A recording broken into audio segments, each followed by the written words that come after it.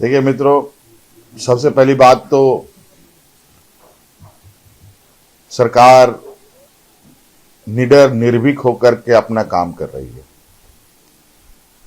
और राज्य में कई चुनौतियों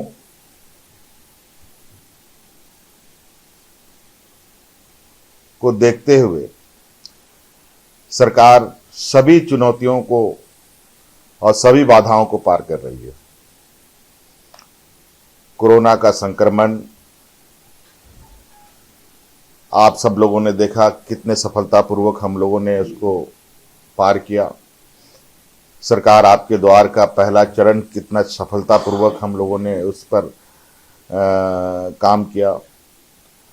आज फिर दूसरा चरण हम लोगों ने सरकार आपके द्वार का प्रारंभ कर रखा है और इसी बीच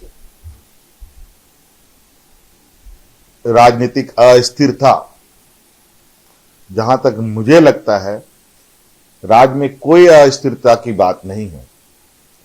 सभी चीजें सामान्य हैं और सामान्य रूप से चल रही है। अगर यह अस्थिरता होती तो राज्य के अंदर जो स्थिति थी, जो स्थिति है अभी, आज आप जाके देखिए, जिलों में जाइए, पंचायतों में जाइए, प्रखंडों में जाइए, क्या चहल पहल है।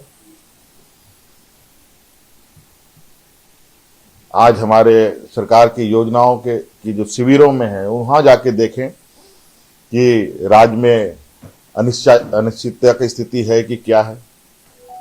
ये आर्टिफिशियल बवंडर है।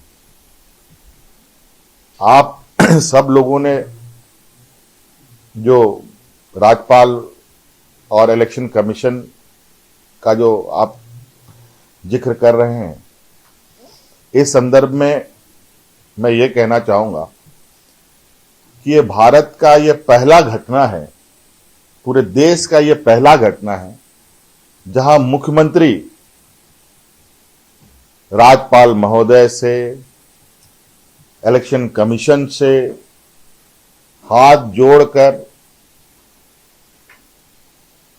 और लगातार विभिन्न माध्यमों से उनके दरवाजे पर जाकर के मुख्यमंत्री को क्या सजा मिलनी है, वो सजा देने की आग्रह हम कर रहे हैं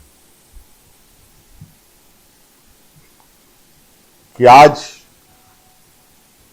हमारे लिए कौन सी सजा आपने मुकर्रर किया है।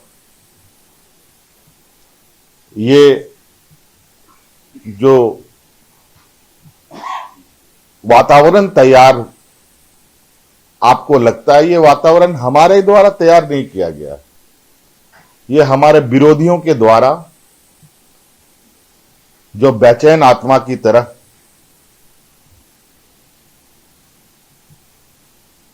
भटक रहे हैं और षड्यंत्र रचने का काम कर रहे हैं। आपने कभी किसी मुजरिम को सजा मांगने का रिक्वेस्ट करते हुए देखा है? अगर मैं मुजरिम हूं तो मैं सजा हमें सुना दिया जाए। ये अनिश्चितता और इस तरीके का वातावरण राज्य के कार्यपालिका के अंदर एक संशय की स्थिति अगर उत्पन्न करने का किसी को जिम्मा है, किसी की जवाबदेही है, तो वो जवाबदेही आप समझ सकते हैं कि किसकी है।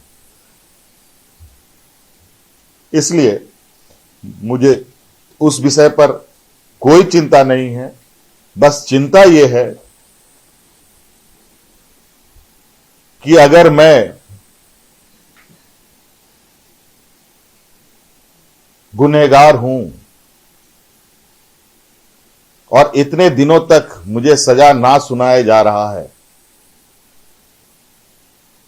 तो आज मैं इस पद पर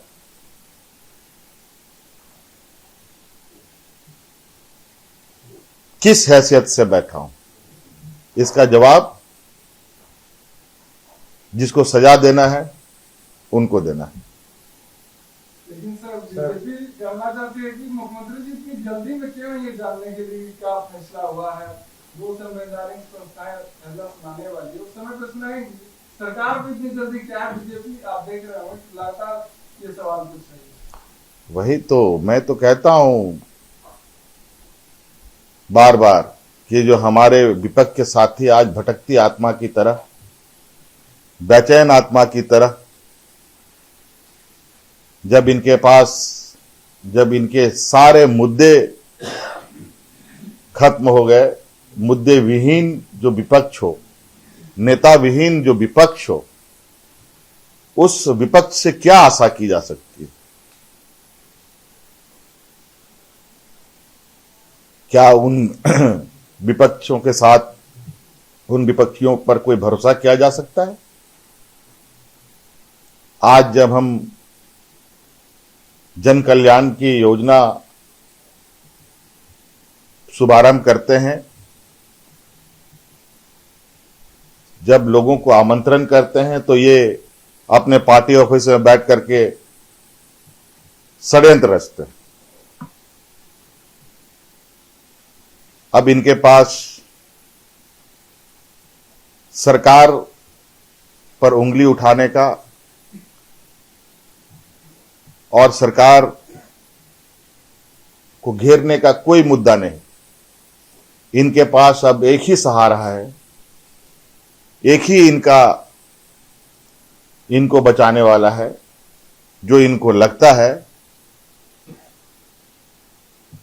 जो इनको भ्रम है कि संवैधानिक संस्थाओं के आड़ में अपनी राजनीतिक रोटी सेकें और उसे पकाएं। लेकिन इनकी ये रोटी पकेगी नहीं, जल जरूर जाएगी, मैं आपको आश्वस्त करता हूं। जिस तरीके से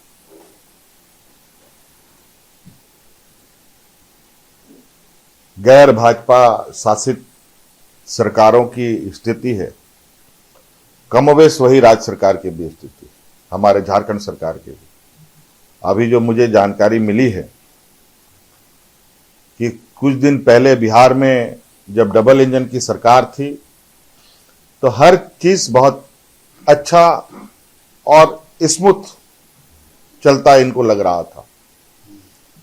जब सरकार से आदरणीय नीतीश जी बाहर निकले, तो मुझे जानकारी मिली है कि कई योजना और कई जो फंडिंग व्यवस्थाएं थी, उसमें बड़ी तेजी से रुकावटें आने शुरू हुई। और हमने तो पहले से ही अपनी मांगे रखी हुई हैं, 1,36,000 करोड़ रुपए।